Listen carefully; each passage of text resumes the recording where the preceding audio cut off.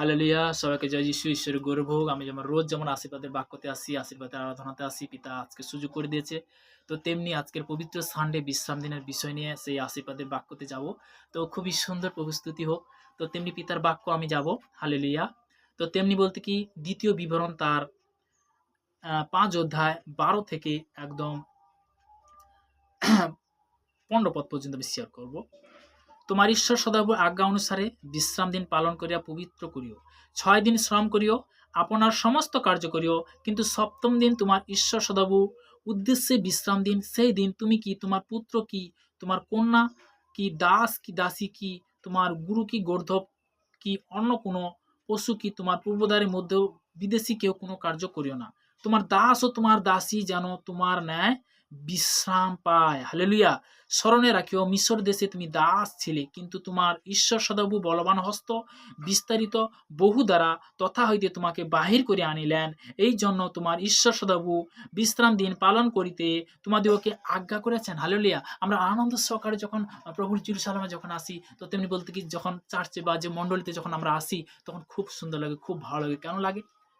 আরে বহুত লোকের বহুত অর্থ আছে, বহুত টাকা আছে, বহুত কিছু আছে, কিন্তু যে সর্বদা যে বিশ্রাম দিন, যে পবিত্র দিন, যে সেই দিন আমরা যে ঈশ্বরের কাছে যখন আসি, অপরের জন্য যখন আমরা প্রার্থনা করি, অপরের জন্য যখন দয়া করি, অপরের জন্য যখন আমরা মানে করুণা করি, তো তেমনি বলতে কি পিতা তখন কি করে? আশীর্বাদে পরিণত করে। পিতার বাক্য বলে গেছে যে মার্ক লিখিত সুসমাচার তার 11 অধ্যায় তার 22 এবং 23 পদে বলেছে, আর তোমরা 23 পদে বলছে, আর তোমরা যখন প্রার্থনা করি তারা যদি কারোর বিরুদ্ধে কোনো কথা থাকে, তাহাকে তুমি ক্ষমা করো, যেন স্বর্গস্ব পিতা তোমার অপরাধ সকল ক্ষমা করে। কখন ক্ষমা করবে? যখন বলতে কি তুমি তার আজ্ঞা যখন পালন করবে। হালেলুয়া। তো তেমনি বলতে কি তারা বলতে কি তারা জগতের মানে বিষয়ে কিন্তু কি আছে? মেতে আছে, কিন্তু আমরা বলতে কি ঈশ্বরের সেই আত্মার বিষয়, পবিত্র আত্মার বিষয়, আমরা যখন প্রভুর বলতে কি সেই জেরুজালেমে যখন যাই, তখন বলতে কি আনন্দ মিলता है। मतलब যে তো তেমনি বলতে কি तारीफ करने से खुदा की महिमा करने से, तारीफ करने से खुदा की महिमा करने से आनंद मिलता है, ओ आनंद मिलता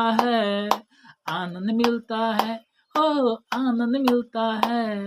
सच्चा दिल से दुल्हन तुमसे प्यार किया, यीशु तेरी नाम से जय जयकार किया। तारीफ करने से खुदा की महिमा करने से, तारीफ करने से खुदा की महिमा करने से आनंद मिलता है, ओ आनंद मिलता है, आनंद मिलता है, ও আনন্দ মিলতা হ্যায়। হালেলুয়া। থ্যাংক ইউ জিসাস নামে বেশ দলট প্রভু স্তুতি হোক। তো তেমনি বলতে খুব সুন্দর লাগছে, খুব ভালো লাগছে। তো ঈশ্বরের গৌরব হোক। তো প্রত্যেকের সন্তানকে মহাম আশীর্বাদ করুক, কৃপা করুক। তো আমি প্রার্থনাতে যাব। সর্বশক্তিমান ঈশ্বর পিতা, তোমার মহানামে ধন্যবাদ করি পিতা, স্বর্গপিতা সিংহাসন পিতা পাদবী তোমার চরণতল প্রভু গো। তোমার দাস হতে আমি প্রার্থনা করছি প্রভু গো, যে সকল সন্তানরা রুটিন করছে রোজ তারা পিতা গো, যে আশীর্বাদের বাক্য তাদের মধ্যে যাচ্ছে পিতা গো, তাদের মধ্যে পরিবর্তন নিয়ে আসবে প্রভু গো, তাদের মধ্যে ধীরতা নিয়ে আসবে প্রভু গো, তাদের মধ্যে তুমি সুন্দর নিয়ে আসবে গো, তাদের মধ্যে তুমি নম্রতা নিয়ে আসো প্রভু গো, তাদের মধ্যে তুমি ক্ষমা নিয়ে আসো প্রভু গো। এই আমার চাহাত পিতা গো, সর্বদা পিতা গো প্রত্যেকের সন্তান প্রভু গো, তারা যে বিশেষ করে পিতা গো এই ভারতবর্ষের ভূমিতে তুমি যে সৃষ্টি করেছো, তোমাকে অসংখ্য ধন্যবাদ করি পিতা গো। এই সন্তানকে যেমন তুমি সৃষ্টি করেছো, অনেক বিশ্বাসী জনকে, অনেক আগো ভাইকে, অনেক ফাদার ব্রাদার সিস্টারকে তুমি সৃষ্টি করেছো প্রভু গো। তারা যে বিশেষ করে সেবা করছে প্রভু গো, তাদেরকে তুমি দীর্ঘ হাতে তুমি আশীর্বাদে পরিণত করো প্রভু গো। তারা যে বিশেষ করে পজিটিভের শিক্ষা দিচ্ছে পিতা গো, যে তারা উঠার পথ চলার পথ পিতা গো, তাদের মধ্যে যে বারবার পিতা গো সেই সুসমাচার করা, সেই শক্তি সামাদ অভিষেক দিয়েছে প্রভু গো, তোমাকে অসংখ্য ধন্যবাদ করি প্রভু গো। প্রভু গো এই প্রার্থনা নাসরতে প্রভু যীশু খ্রিস্টের নাম থেকে চালাম, আমেন আমেন। সবাইকে জয় যীশু, সবাইকে সুন্দর রাখুক, সবাইকে সুস্থতার জীবন হোক, আমেন আমেন।